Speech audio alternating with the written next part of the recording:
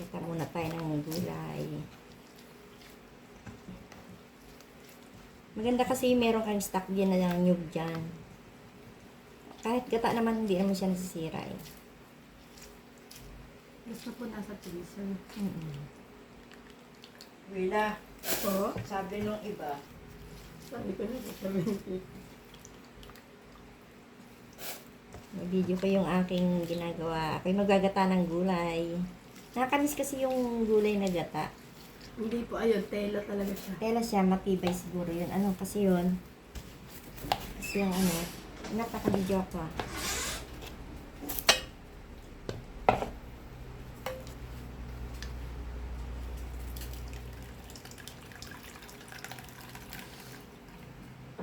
Kunti lang naman kailangan kong gata. Kasi, Ayun na po yung unang gata.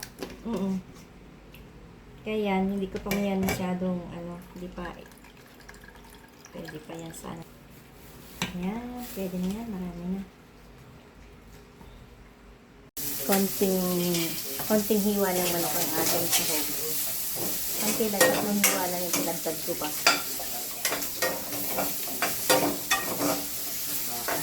Hindi ko naman ito ano, lalagyan mantika. Kasi yung manok ay nagmamantika naman yan. Bisahin natin ang bawang. Hoy! Ano? Gulay. Gulay na kagataan ko. Ha? Naamoy. Naamoy niya na.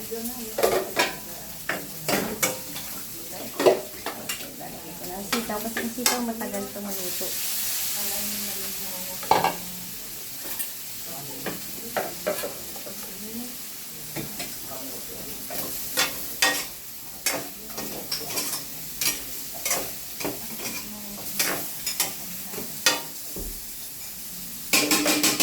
Takpan mo yan.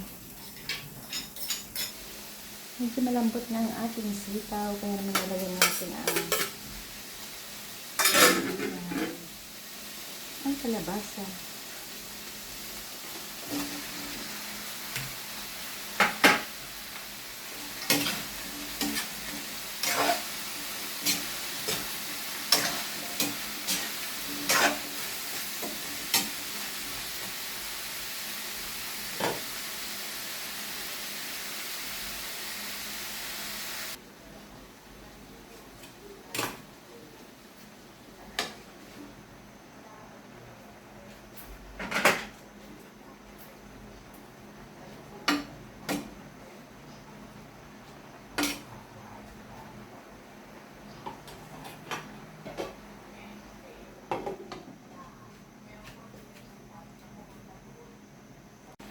Ayun na guys, ang aking gulay ay malambot na kaya lalagyan natin ang ating gata.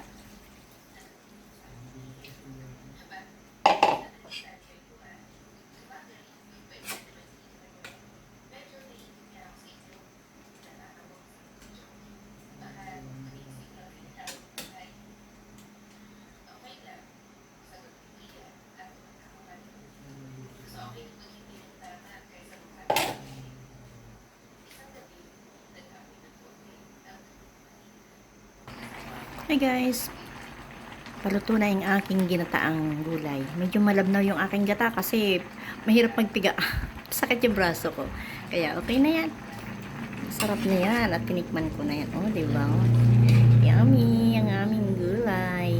Ano lang siya, kalabasa, sitaw at pecha. Yun lang. Kasi naubos na yung ibang gulay namin sa rep. Gulay na aming ulam ngayong tanghalian. Siguro abot pa ng hapunan. Kasi marami siya. Ang gulay is life.